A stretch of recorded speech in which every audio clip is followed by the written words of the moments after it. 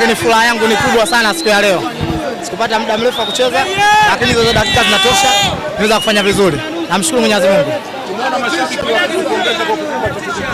Hii inamaanisha nini kwa upande wako? Wana upendo na mimi, wanatamani nifanye vizuri zaidi hapa. Nashukuru sana.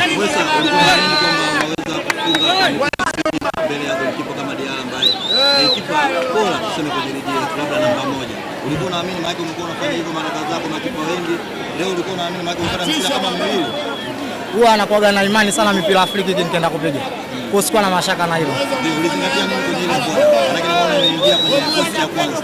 No, kikubwa tu nilimwangalia Diala alikuwa anataka kutokea kucheza cross. Kwa mimi nikaona nipige mwamba wa kwanza. Namshukuru Mungu limekuwa goli. Unadedicate kwa nani labda mwenyewe kama Messi? Kwa mke wangu na mwanangu. Bwana.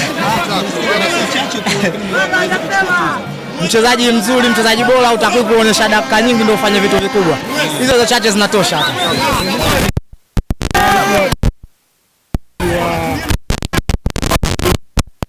Waendelee kutusapoti. Wasikate tamaa, waendelee kutusapoti. Vitu vizuri vinakuja.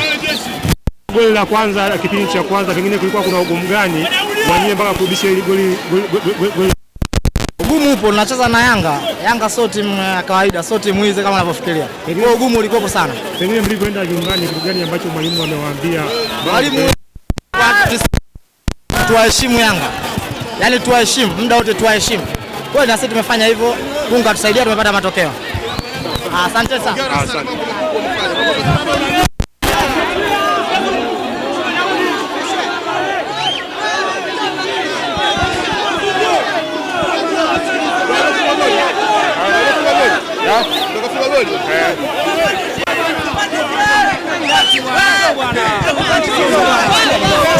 Mchezo umemalizika na hapa nipo na mashabiki wangependa kuongea lolote kuhusiana na mchezo wa siku hii ya leo. Blaza, habari yako? Kabisa. Kwa majina wanakuita nani? Ashili Alfred Kitinya. Mchezo wa leo ulikuwa mzuri sana. Mchezo ulikuwa mzuri sana. Sema Yanga walirelax sana baada ya kupata goli moja. Umeona? Wakawa wamerelax baada ya mechi. Kwa Mtibwa walichokifanya wamejaribu kupambana kadri ya uwezo wao, wameweza kupata pointi moja. Mechi imekuwa nzuri sana. Bwana, wanakuambia kwenye msafara wa Mamba na Kenge nao wamo. Na hapa yupo shabiki wa mnyama. Shabiki wa mnyama pengine yeye ustazi. Habari yako? Habari yako ustazi? Ustazi, mimi ni ustazi, leto ustazi ya haya. Shabiki wa timu gani wewe? Mimi shabiki kindakindaki Simba baba lao. Simba baba lao. Pengine hii sare ambayo umeipata watani wako ina maana gani kwako? Mimi ina maana moja kwa moja mpaka sasa hivi nashukuru sana. Piga maombi. Washindi. Na tulishaomba sisi tufanye maombi makubwa. Yaani ndio maana leo ni siku ya Eid, siku kuu, na sisi tumefanya maombi na maombi yetu yamesikia. Hatimaye maombi yenu yamefanikiwa. Yamefanikiwa kabisa moja kwa moja. Lipi la kuambia wananchi sasa? Wananchi wajiandae kudondoka, sisi tunakaa kileleni pale. Tunakaa kileleni. Mnaongoza ligi mkiwa ndani. Ndio mule tunapofanya mambo makubwa. Asante. Nipo na mwananchi hapa. Mwananchi, habari yako? Habari yako?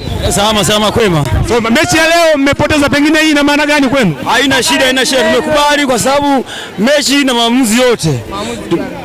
Moja moja haina shida. Mechi ya pili mnaangusha point. Shida ya nini kwenye timu yenu? Tunapata ushindi mechi inayofuata. Tunapata ushindi. Haina shida, tuko pamoja, tunapata ushindi.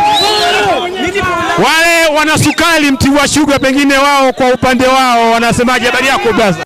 Salama. Kwa majina unakuta nani? Kwa majina naitwa Yasini aka Mavambo cha uchungu. Kutokea wapi? Kutokea Morogoro mjini, Morogoro town. Mechi mkiwa nyumbani Jamhuri mnapata sare ya bao moja kwa moja na Dar es Salaam Yanga Afrika, pengine jambo hili lina maana gani kwenu?